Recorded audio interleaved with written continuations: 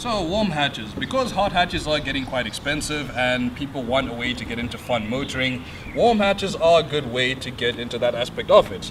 You know, you have the likes of the Fiesta EcoBoost and the Opel Corsa Sport. But in terms of Japanese offerings, this is a good one, isn't it?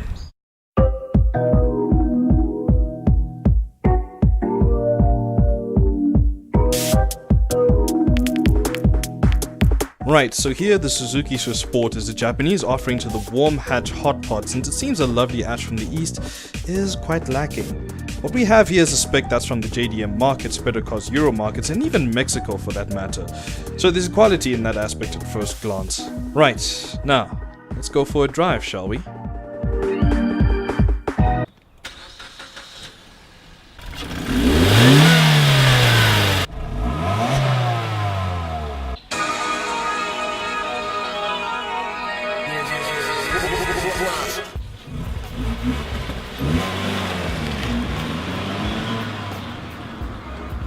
So we're in the Suzuki Swift Sport today, and this car, I wouldn't say it really looks aggressive, but it looks quite spunky. I mean, you can tell it looks pretty different from a normal Swift. You know, the normal Swift looked like it's riding on stilts, and it's got the different front bumper, skirts, dual exit pipe, it's got a spoiler as well, different rear lights, got xenon lights, projector type in the front. Man, it's a pretty good looking car, really do have to say. So paint is pretty nice on this car. It looks like it's the typical type of Japanese soft paint. It is a premium grey metallic, if I'm not mistaken. That's probably the name, but I'll just call it gunmetal grey just for the sake of this video. It looks very nice, shines nicely in the sun. Man, that's a pretty decent looking paintwork. It loves to glisten, really does. Styling cues for this car are very nice. It does look a bit effeminate. If anything, it does look very nice, it does. Just some people, they'll just be like, it looks like a feminine type of car, pretty much. But you know what, I don't mind. This is a very good looking car, whether you think it's effeminate or not.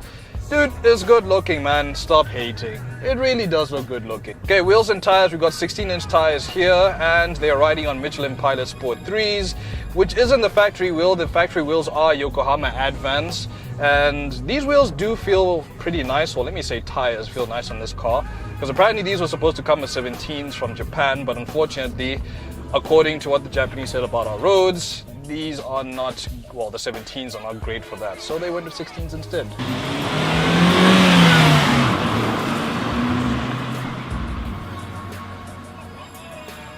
So you get fabric upholstery in this car, and you do get a leather wrap steering wheel, and you get a leather shift gaiter. But the type of upholstery that you get here, even though it's fabric, is made of a grippy cloth material, so it holds you while you're throwing this around, which is another thing this car is good for. You can throw it around!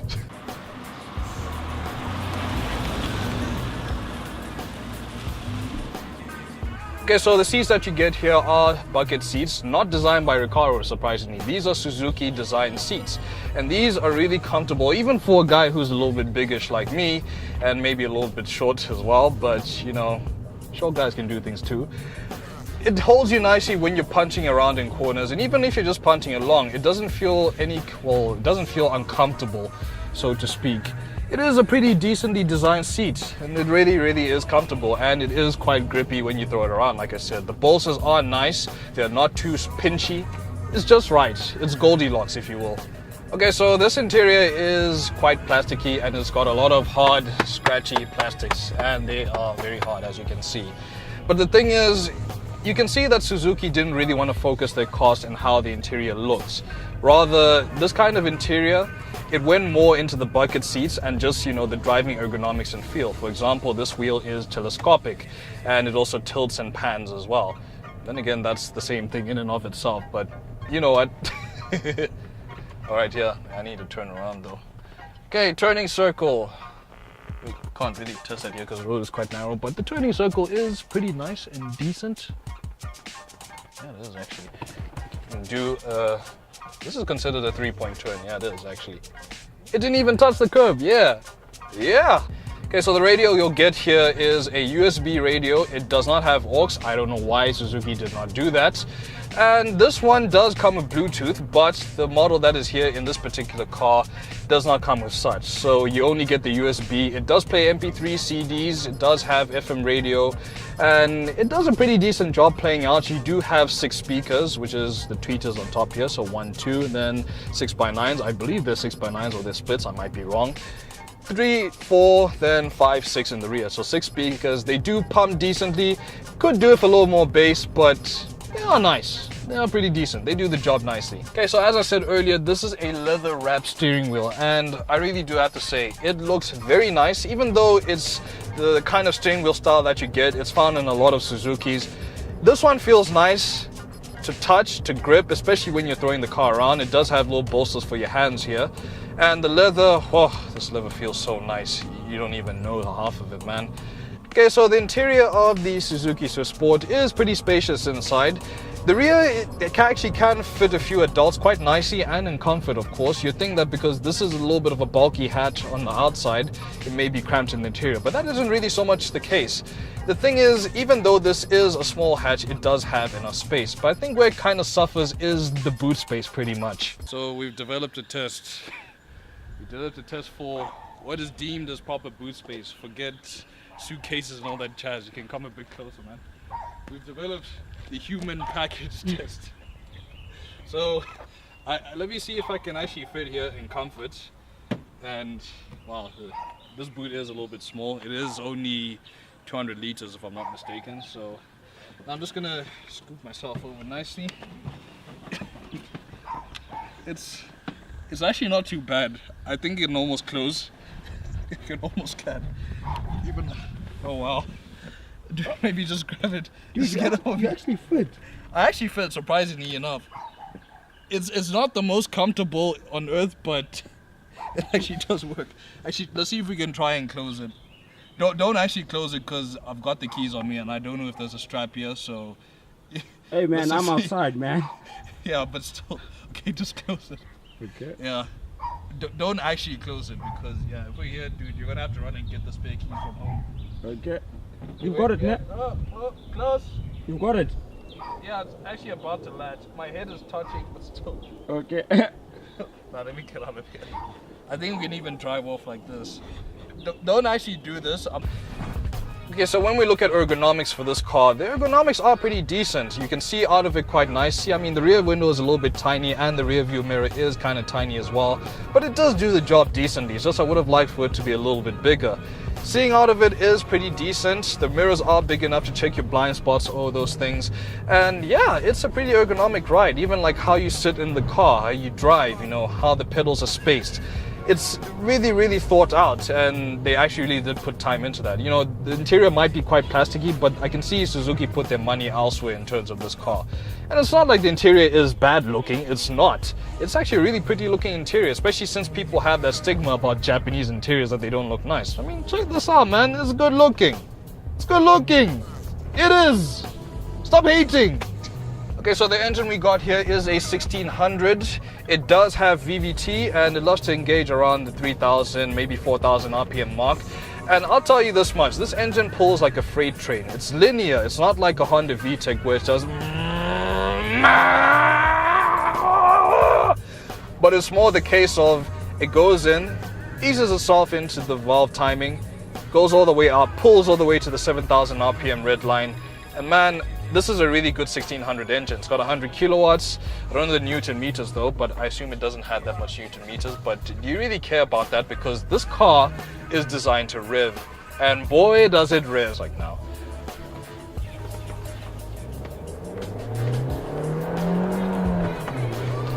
Yeah, it loves to rev, man.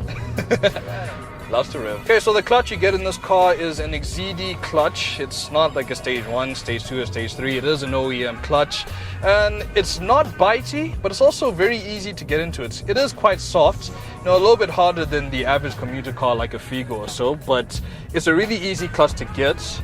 And you know what? I'm not really complaining that much. It's good for when you heel and toe. And I didn't really match that properly now, but either way. Right, so as we go over the speed hump, The suspension for this car is Monroe suspension. And it is quite firm, I'll tell you that much. It can be a little bit harsh on your bum, but you know what? It's good for if you're going to be throwing this car around a lot, because it is really nice in corners. And as we approach this one here, let's just up the speed a bit, take it nicely, go for a little bit of roughness.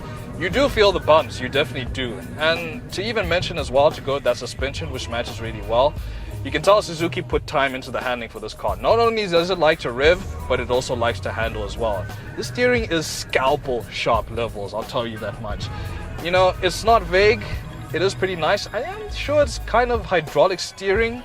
It could be, because it does firm up nicely as well as you go along your corners in your driving business. But not too firm that it's uncomfortable, but it feels just right. It's a Goldilocks thing, I'll tell you that much. Okay, so this car from factory is kind of quiet. It is. Now, the exhaust is very silent. It almost sounds like a bee buzzing about it, I'll tell you that much. But the thing is, that isn't really the point of this car. It's not the noise factor of the exhaust, but rather what comes from under the bonnet right here, which is the induction noise. This induction noise is so throaty and nice. Even if you're just punting along now, you know, you put on a little bit of accelerator, put some load on the engine. Man, it sounds so sweet, and especially when the car's in sing and it sings all the way to the red line.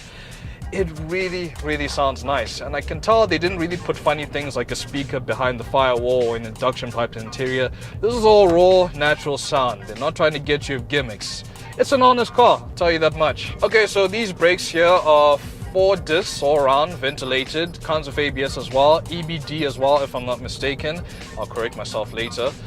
And the kinds of brakes that you get in here, they are, I wouldn't say extremely sensitive, but these are the kinds of brakes where you can really put foot on them. The pedal travel feels nice, but at the same time, it feels confident. It's confidence inspiring. It doesn't feel like, you know what, you're gonna start braking now and then it's probably gonna brake as soon as it goes off to the border of Gauteng or something like that. But I feel the brakes are quite confidence inspiring in this car. So another place where this car likes to shine as we approach another corner. It does love to corner, and as I said, steering firms up nicely. Even at lower speeds, it feels pretty nice. It really does. The steering does firm up nicely. It doesn't feel like it's, you know, trying to bite you or anything, and it does respond quite well. It does have good road feedback, especially when you go over bumps and little dips and dangs and even yumps as well. It responds very nicely. I enjoy it quite. Now, another thing that loves to shine about this car is its gearbox. We've got a 6-speed gearbox, and it's just notch goes in. And as you shift slowly, you know, granny shifting is what makes, well, feels best in this car. It is such a pleasing gearbox to throw around, and even when you're throwing it about, you know, pushing it a little bit, you know, not too much, it feels really nice in the hands. And you know what, it's like I said, with also the brakes and everything else as well, it's confidence inspiring. It's notch, it's in, and it feels pleasant, and you don't feel like you'll grind the gear easy of this car. And it feels like it is a short throw. I think it is probably, but either way, man, Suzuki knows how to design a gearbox, I'll tell you that much. I mean, even in the Ignis, same story as well. Okay, so fun factor with this car. What would I rate it as fun factor? You know, it's all fun to have a car that's all sporty, it's nice, and it can even be practical as well to an extent. You know, the boot is a little bit tiny. But I'll tell you this much. The Swift Sport is a great all-rounder car. Not only just that, you know, in terms of, you know, driving dynamics and all that jazz, but even just to live with as well, from what I can see. You know, it takes fuel nicely. You know, you don't have the caveats that you usually have with turbo cars, you know, maintenance and all of that jazz.